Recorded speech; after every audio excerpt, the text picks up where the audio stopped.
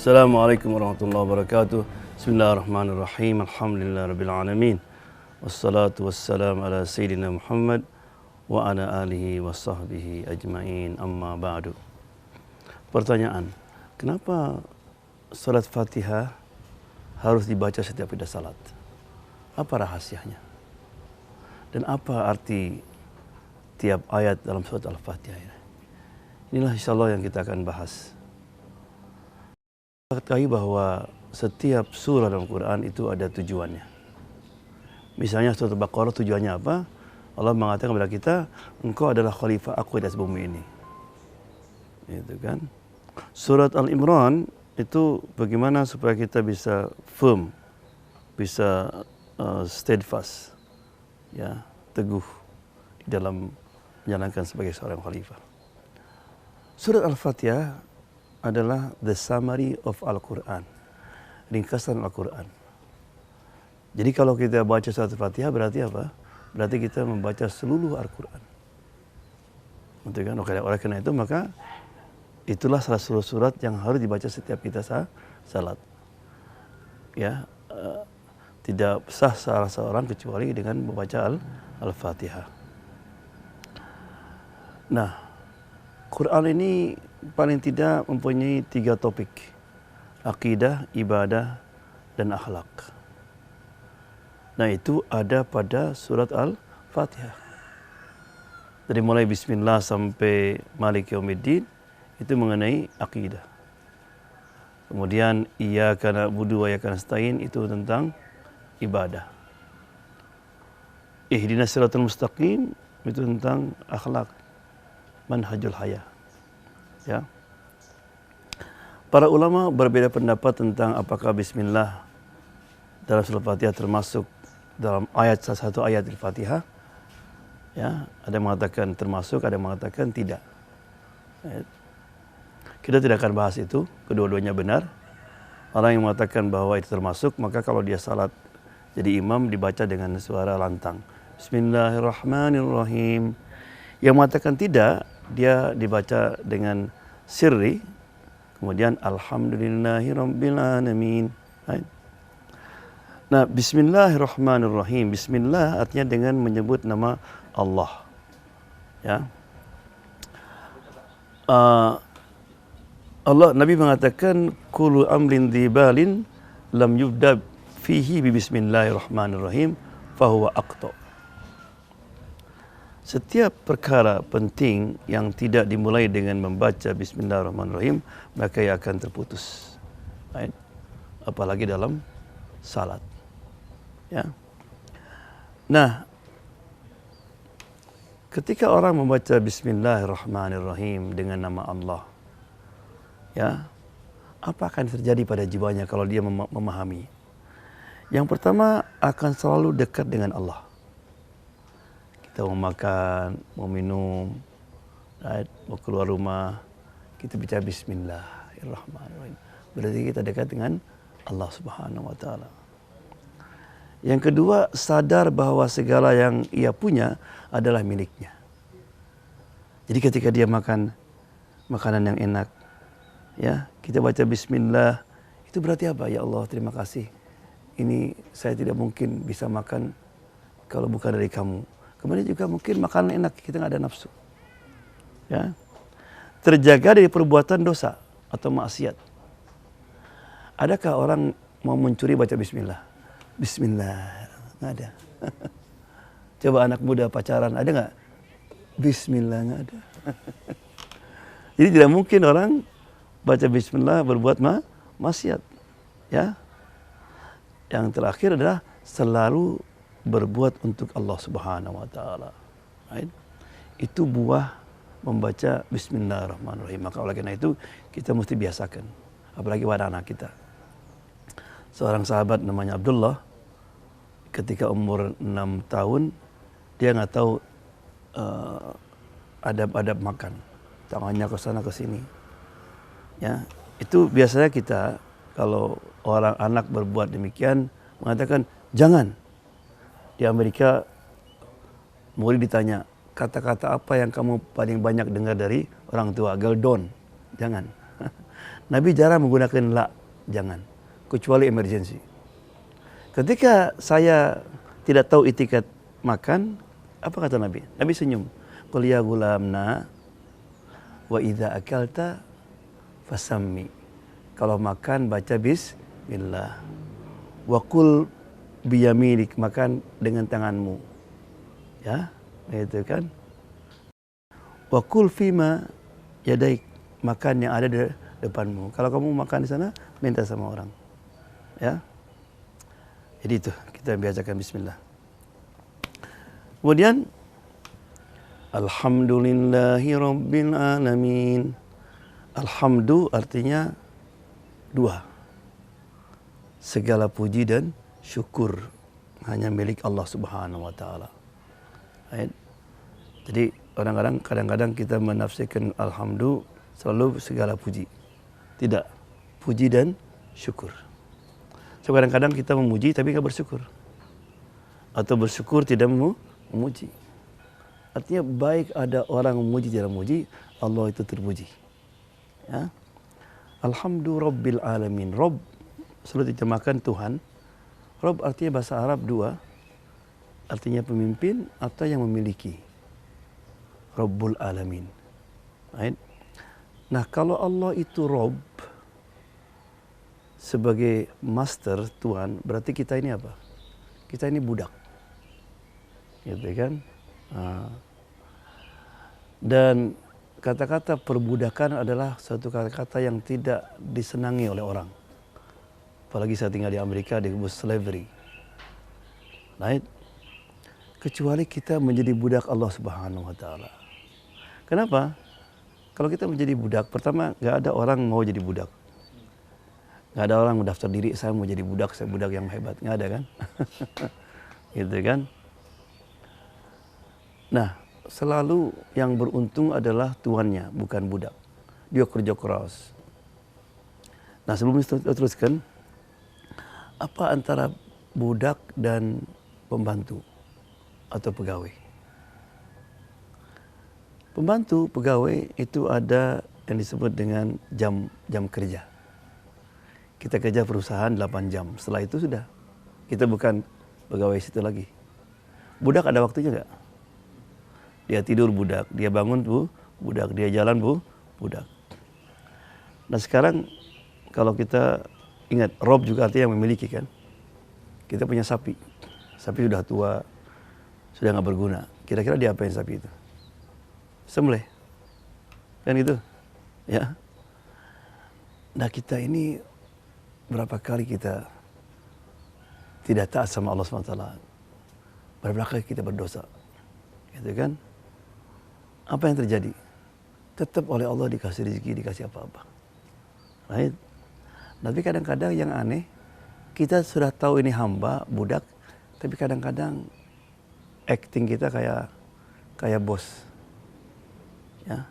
Coba bayangkan ada orang datang ke kantor, bos, saya nggak bisa tiap hari datang jam 8. Bagi saya terlalu cepat tuh. Saya mau datang tiap hari habis zuhur. Kemudian saya nggak bisa ngerjain laporan tiap minggu. Kalau saya lagi ada waktu saya kasih laporan. Kira-kira diapain sama bos? Jadi manusia ini kalau sesuatu sudah tidak diperlukan ya sudah. Kita punya laptop nih, nggak berjalan, ya udah buang aja kan gitu. Itu manusia. Karena kita yang memiliki kan. Nah Allah itu yang memiliki kita. Kita berdosa, kita oleh Allah dikasih apa? Tetap dikasih oksigen, dikasih makan, dikasih minum. Right? Ya. Oleh karena itu maka kita harus selalu memuji dan bersyukur kepada Allah Subhanahu wa taala, ya. Nah, tadi saya contohkan tadi yang sama bos tadi kan. Sama bos mungkin dihentikan langsung kan. Kita sama kadang-kadang. Ya Allah, subuh jam 4 ya kecepatan bagi saya kan gitu. Early. Salat jam 7, salatnya gitu kan. Ya Allah, ini sulit kita usaha nggak pakai riba sulit kan gitu. Tapi sama Allah masih tetap kita ya. Apa kita buah daripada kita bersyukur kepada Allah? Yang pertama tidak sombong. Right? Kenapa? Alhamdulillah saya sehat, alhamdulillah ini rumah, ini semua dari Allah Subhanahu wa taala. Selalu menggunakan nikmat untuk Allah. Jadi ketika dia diberikan nikmat Allah Subhanahu wa taala, apakah itu nikmat penglihatan, telinga, digunakan untuk Allah Subhanahu wa taala, bukan untuk maksiat. Tidak ingin dipuji, karena dia tahu bahwa keistimewaan dirinya datang dari Allah Subhanahu wa taala. Dan orang itu kalau ingin dipuji atau tidak ikhlas itu menderita itu. Coba kita sekarang misalnya bantu saudara kita, ya. Kemudian satu pun nggak ada yang terima kasih, gimana? Kesal kan? Lihat tuh udah dibantu. Paling tidak kan SMS gitu, terima kasih udah terima. Ini SMS pun enggak? Kan kesal jadinya. Tapi kalau kita hanya kita membantu karena Allah SWT, hati kita tenang. Ya. Tidak mengharap terima kasih. Kita kadang-kadang kalau berbuat sesuatu kesal kita, nggak ada yang bilang terima kasih kan? Selalu memberi kebaikan kepada orang karena kebaikan yang ada pada dia untuk, ya. Itulah arti alhamdulillahirabbil alamin. Segala puji dan syukur hanya untuk Allah Subhanahu wa taala. Al-alamin artinya Allah yang memiliki alam ini. Oleh karena itu, sebagai seorang muslim kalau kita kehilangan sesuatu, kita baca apa? Innalillahi wa inna ilaihi raji'un. Kita milik Allah dan kepadanya kita akan kembali. Kemudian setelah alhamdulillahi rabbil alamin, segala puji dan syukur bagi Allah, Tuhan semesta alam. Rabbul alamin. Dia takut. Maka ayat berikutnya apa? Ar-Rahmanir Rahim. Kata Allah, yes, saya ini Rabbul alamin. Tapi saya punya sifat apa? Ar-Rahmanir Rahim. Ya. Ar-Rahman bahasa Arab itu kalau bentuknya berubah, artinya berubah. Orang Arab kalau mengatakan saya lapar, ana ju. Saya lapar sekali, ana ju'an. Ya, bukan joban, ju'an. Saya haus, ana atsh. Atsh. Haus sekali, atsyan.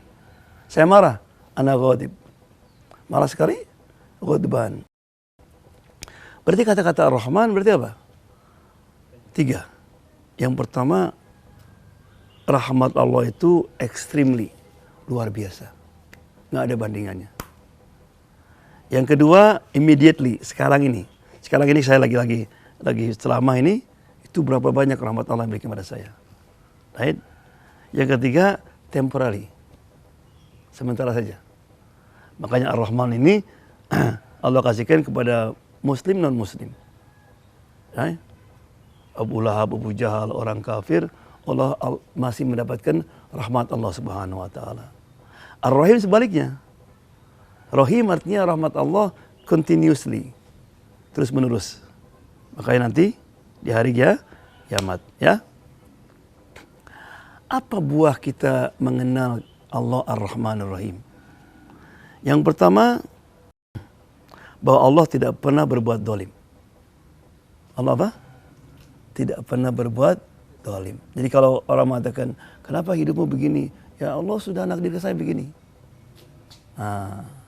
Allah Rahmanur Rahim, tidak mungkin. Gitu kan? Bahwa segala yang Allah tentukan pasti baik untuk manusia. Halas. Segala yang tentukan pasti baik. Termasuk sakit, termasuk musibah, termasuk kena PHK. Orang kadang-kadang kalau dapat untung, ya, dapat rezeki, oh Allah sayang kepada saya. Justru Allah sayang kadang-kadang kalau, cara saya tanya, kalau orang kena PHK, dia sedih kan? Cari kerjaan sulit, rezeki belum masuk kan? Kalau dia sabar, apa yang terjadi? Dapat pahala kan? Mungkin pahala yang dia dapatkan, ya, lebih berharga daripada rezeki yang akan datang yang Allah berikan kepada dia. Ya. Bahwa hidup dan mati, kaya dan miskin adalah ujian. Jadi ketika Allah memberikan rezeki kepada kita, atau tidak merupakan apa? Ujian. Nah kalau kita tahu ujian berarti apa? Kalau dia kaya akan apa? Bersyukur kan? Ini ujian dari Allah Subhanahu wa taala. Seperti Nabi Sulaiman alaihissalam, "Hadza min fadli Rabbi liyabluwani," untuk menguji saya, ya. Kemudian ada sebuah ayat mengatakan, "Wa asa an takra'u syai'an wa huwa khairun lakum." Barangkali kamu menyenangi sesuatu atau tidak menyenangi sesuatu, ada baiknya untuk kamu. Ada orang dulu dia perlu untuk pergi bisnis ke luar negeri. Rupanya di New York City terjadi traffic jam, macet. Akhirnya dia ketinggalan pesawat. Dia sudah mencaci sana sini. Tapi besoknya dia paling beruntung. Karena pesawatnya jatuh. Ya. Jadi kalaupun ada apapun yang terjadi pada kita, kita bersabar, ya. Dengan kita meyakini Allah Ar-Rahmanur Rahim, berarti kita mempunyai sangka baik kepada Allah Subhanahu wa taala. Yang pertama, selalu optimis. Selalu apa? Optimis. Seorang muslim optimis. Kenapa? Allah Rahmanur Rahim. Jujur karena dia tahu bahwa segala sesuatu telah Allah takdirkan. Tawakal karena dia tahu bahwa rizki tidak akan tertukar. Tenang karena yakin bahwa segala ketentuan Allah pasti baik. Ya, meskipun kita sangka kadang-kadang buruk, ya. Alhamdulillahirabbil alamin arrahmanir rahim. Kemudian maliki yaumiddin. Ada dua bacaan, ada maliki, ada maliki. Maliki artinya yang memiliki. Maliki artinya raja. Ya. Seorang raja, ya dia raja, tapi dia bukan, rumah kita bukan milik dia. Gitu kan? Ada orang memiliki segala sesuatu, tapi dia tidak berkuasa. Allah dua-duanya. Ketika kita mengatakan Maliki Yaumiddin, itu Allah ingin mengingatkan kita. Jadi setiap kita baca Maliki Yaumiddin, ya Allah, aku sekarang berdiri di hadapanmu di dunia ini, dan aku nanti akan berdiri di hadapanmu di akhirat nanti. Ya. Apa buahnya kalau kita meyakini ini? Jadikan akhirat sebagai tujuan, sebab dunia pasti akan kita tinggalkan. Jadi Allah ingatkan setiap hari, Maliki Yaumiddin, Maliki Yaumiddin. Hei, hati-hati. Ya, bahwa kamu nanti akan ketemu dengan aku. Ya. Kemudian kalau akhirat menjadi tujuan, maka hidupnya dia akan tenang.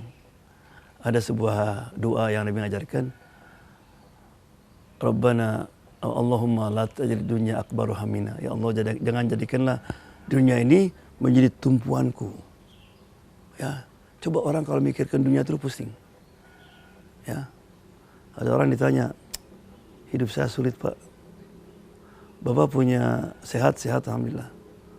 Punya anak alhamdulillah, punya rumah alhamdulillah. Bapak kaya. Malah saya punya membantu, Bapak raja. Ya.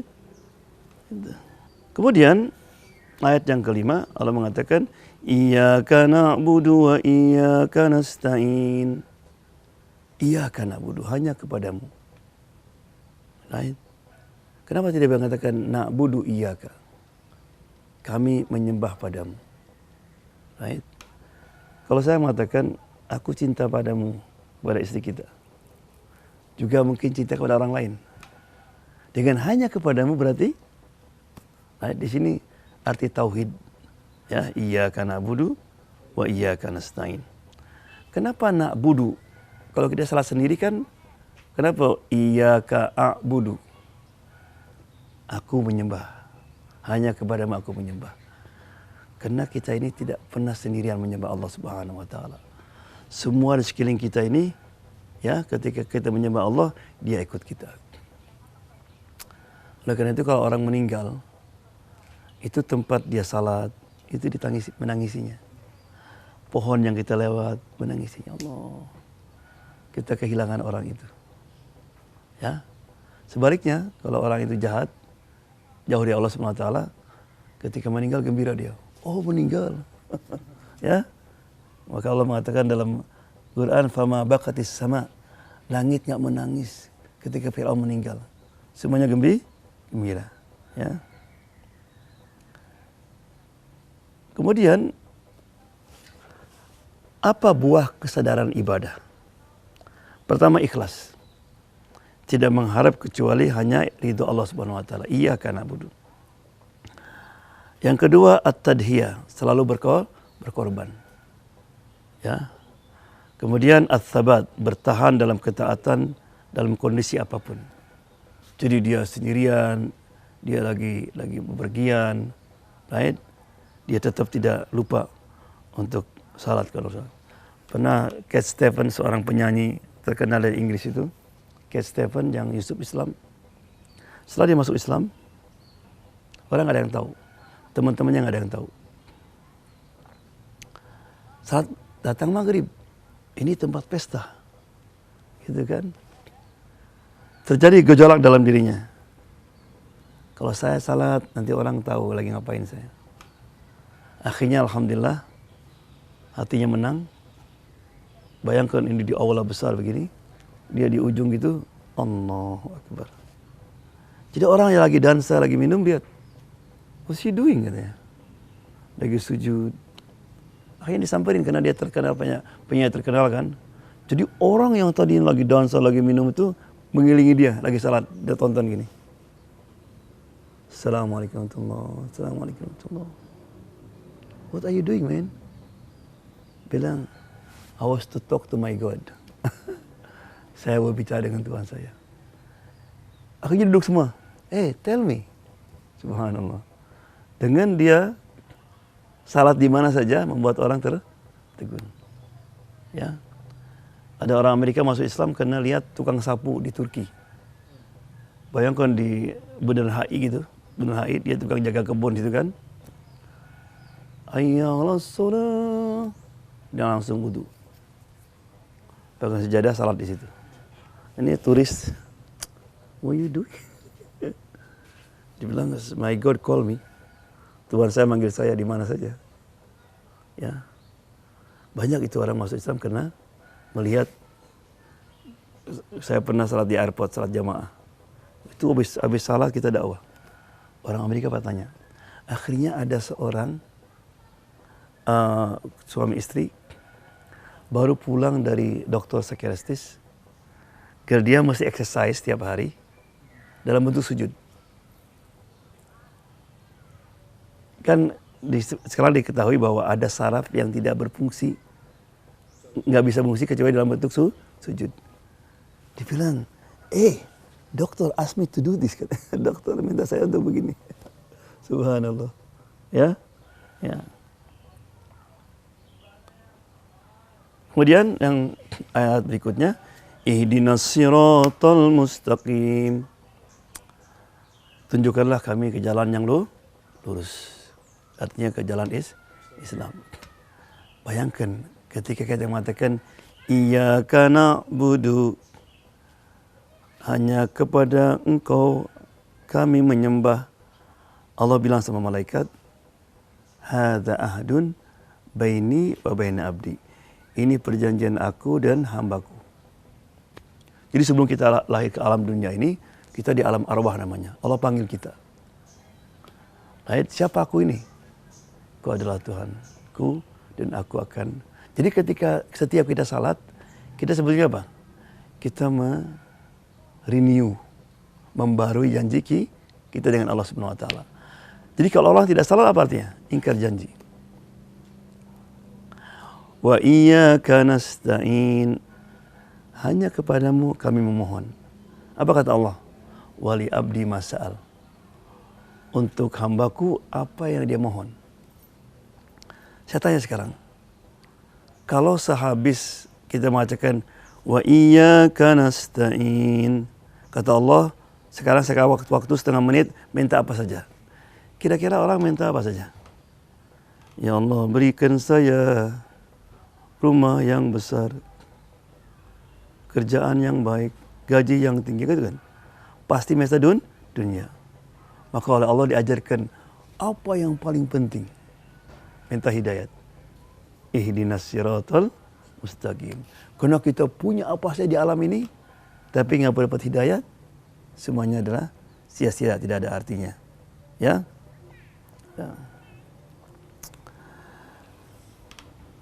Ihdinas siratal mustaqim juga artinya kita berjanji sama Allah, ya Allah, setelah saya salat, saya akan lurus istiqamah.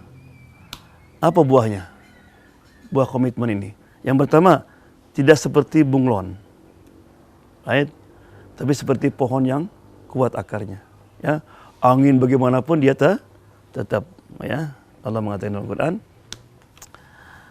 Siratal ladzina an'amta 'alaihim ghairil maghdubi 'alaihim waladdallin. Ya. Di sini Allah menjelaskan bahwa selalu ada 3 jalan. Jalan yang lurus, jalan yang bengkok. Siratal ladzina an'amta 'alaihim artinya jalan yang Allah berikan kepada siapa? An'ama 'alaihim minan nabiyyin was-siddiqin wasyuhada was-sholihin. Right? Kemudian ada 2 jalan. Yang pertama apa? Ghairil maghdubi. Manusia begini, manusia itu ada yang penting bagi dia apa? Knowledge, ilmu.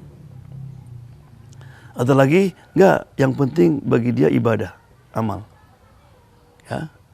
Jadi ghairil maghdubi ini orang-orang Yahudi, dia tuh kalau kita Al-Quran mengatakan mim ba'di ma aqalu ya'rifunahu kama ya'rifuna abna'ahum.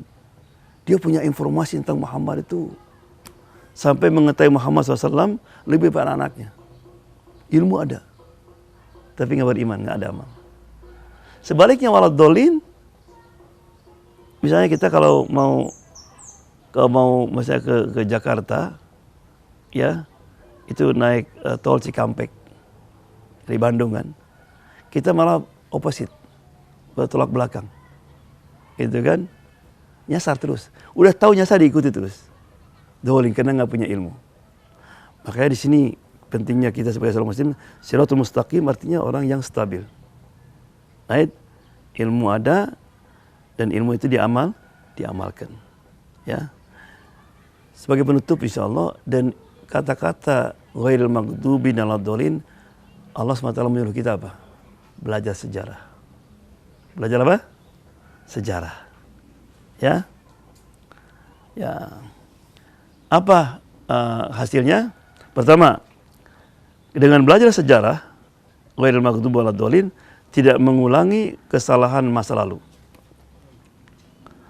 Apa yang terjadi pada Bani Israel? Ya. Dan juga agama satu lagi. Tidak bersedih dengan apa yang telah terjadi. Khalas.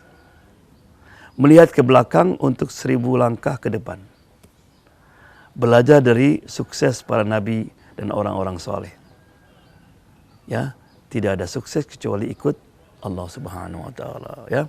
Jadi itulah selintas kilas tentang surat Al-Fatihah, ya. Yang pada intinya bahwa Al-Fatihah adalah merupakan summary daripada Al-Quran, ya. Mudah-mudahan kita dengan mendalami surat Al-Fatihah ini akan membantu kita untuk lebih khusyuk dalam salat, ya. Ya, insyaallah kita berjumpa lagi dalam kesempatan yang lain. Wabillahi taufiq wal hidayah. Wassalamualaikum warahmatullahi wabarakatuh.